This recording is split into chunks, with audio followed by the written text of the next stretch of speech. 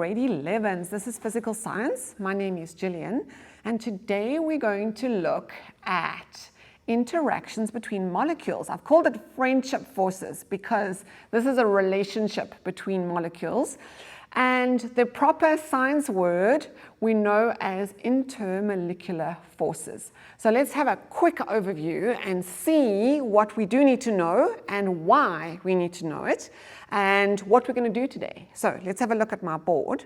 So we've got intermolecular forces. Now, intermolecular forces actually depend on the type of bonding that happens within a molecule or a compound. And so you'll see here the word interatomic or intramolecular. Okay, so those are words, there are two of them, interatomic or intramolecular. They are referring to the bonding that takes place in between atoms. When that bonding happens, it allows the molecule or compound to have specific characteristics, and that leads to the intermolecular forces between the various compounds and molecules that are together, because we don't have just one molecule. It's way too small. Whenever we have a substance that we can see, there are thousands and millions and trillions of these molecules, and how do they interact? That's what the intermolecular forces will tell us. There are 6 kinds. You can see them here. And we are going to go into each one of those. Why are intermolecular forces so important? They tell us how a substance is going to behave. So behavior is really, really important, especially in industry. So we talk about melting point, boiling point, the vapor pressure, and solubility. We are probably not going to get to all of this. We will probably talk about the behavior as we answer questions in the next lesson.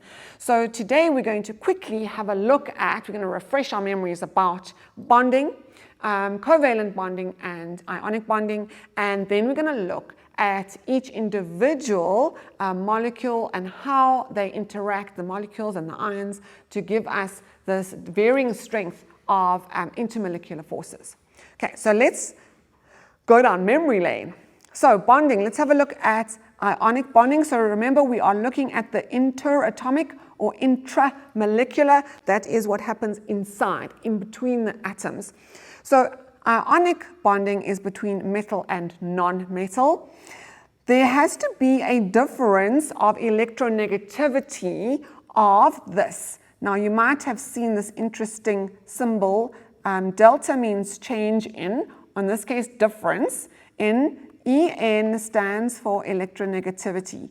Okay, so we can calculate that because scientists have done experiments. We know what the electronegativity of every single element is. We're going to have a look at that in a moment. So when there is a giving of an electron, we have what is called a cation. It is positively charged. Okay, so that is a movement away from the neutral atom. It has given an electron away, and so it becomes slightly smaller in radius, and therefore, because it's losing a negative charge, it becomes a positive cation.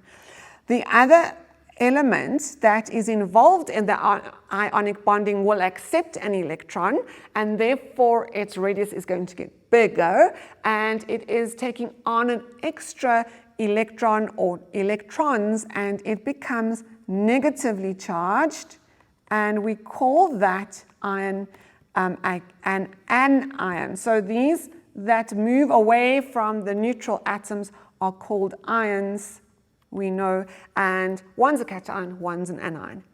There is then an electrostatic force of attraction between the two, and a crystal lattice is the result.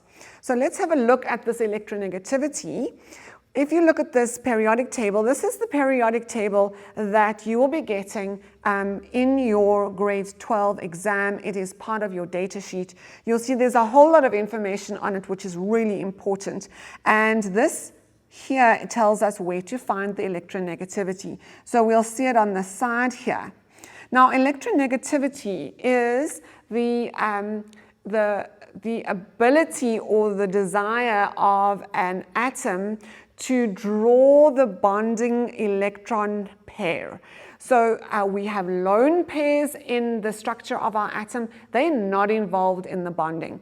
But we have got unpaired electrons, and they're really important in the bonding.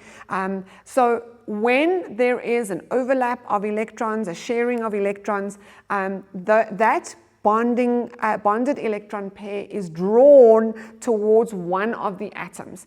And so you'll see here, we have got varying degrees of electronegativity, but the three that I really want to highlight are nitrogen, which has got an electronegativity of 3, oxygen 3,5, and fluorine is 4. Can you see how high those are? If we compare them down the group, so let's have a look at this group 15, we see that there is a 2.1, a 2, and a 1.9, and another 1.9. Can you see that down the group, that electronegativity is actually becoming less? If we look at group 16, the one with oxygen, we've got a 2.5, a 2.4, a 2.1, and a 2. Again, there is a decrease. So oxygen in that group has got the highest electronegativity. Fluorine, group 17, the same thing happens. We've got 3 for chlorine, 2.8 for bromine, and 2.5 for iodine. So you can see that, again, it is decreasing. So these are, in our periodic table, the most electronegative substances, elements. They are going to really pull the bonded electron pair. Now, with ionic bonding, when we have a metal and a non-metal, so you know our metals are along here, I think our line is here, let's just check, yes, there's our line, down it goes. Distinguishing between metals and non-metals, we've got our transition metals here as well. So when we've got a metal and a non-metal bonded together, that electronegativity difference is so high that that electron is actually pulled right off the metal. So let's have a look and see what the ionic bond looks like if we draw it out. Now remember, this is just a representation. It's not the actual shape of the orbitals. That's way too difficult to show. So we show it in circles, and you can see that we've got sodium here, and that is the outermost orbital. That is the valence electron. And the difference between sodium and chlorine is pretty high. So this is not sodium, this is actually chlorine. Let me just erase that quickly, erase that. The chlorine has got a very high electronegativity as well. So that's chlorine. It is 3, we saw it. Let's have a look. There we go, we saw it, chlorine is 3. There it is there. So chlorine is 3, and sodium, while we're here, let's just have a look at it. It is 0.9. There it is there. 0.9. So you can see this is sodium here. Can you see that the difference is 2.1? That means that that electron is going to be pulled right over to the chlorine atom, and it's pulled into that outer energy level. And so we have got a positive ion being formed here and a negative ion being formed here. So that is the cation, anion, and then we've got this electrostatic charge that, or force that pulls them together. What about covalent bonding? Okay, so again, we're talking about interatomic or intramolecular, that's inside, what happens inside. It is a non-metal and a non-metal together. There's an overlap of orbitals, a sharing of electrons. So the more electronegative atom is going to pull that electron cloud towards it. We can get polar or non-polar molecules, and the result of this kind of bonding is called a molecule. We form molecules.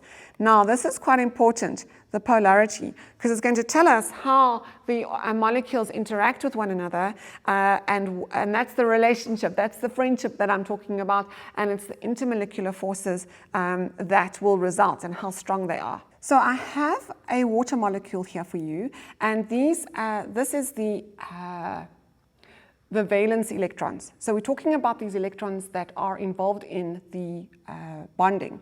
So hydrogen is here. Here's hydrogen, and there's hydrogen. You can see that. Hydrogen has got one valence electron because it has got one proton. I just want to change the color. This is a little bit dull. Okay, so we've got hydrogen, and so it has got one electron to be involved in the bonding. Then we've got oxygen. Now oxygen has got, let's just check the periodic table. Here, oxygen has got an atomic number of 8. So we know that it is going to have, let's do this, 8. That's 1s2, 2s2, 2p, that's going to be 4 electrons, right? So it's got 4 electrons. In its outer shell, outer shell, it's got 6, you can see that, 6 valence electrons, but how many are involved here? Well, there are only 4, right? So when we do our P presentation, the Aufbau diagram presentation, we know that there are going to be a maximum of 6 there. It's only got 4, 1, 2, 3, 4. So you can see there that 2 are a lone pair, and then we have got 2 unpaired electrons. So the unpaired electron will fit in there. There's 1, okay, and there's another one. There's another one. And when we look at this orbital, we see that there's a one whole p orbital over here. There's the other whole p orbital over there. The other one is not here. I'm going to draw it in here there quickly because that has already got a lone pair in it. So the lone pair is already in there. Our lone pair of electrons is in there. Right, so you can see that there's an overlap. So a hydrogen will overlap its orbital, its outer orbital with the oxygen p orbital and p orbital, and you can see there that there's the overlap, and then these electrons that are shared are then free to move all the way through past hydrogen and into the oxygen atom. So this is the covalent bonding in picture form. We will speak about the result of electronegativity and how it impacts the intermolecular forces, after the break.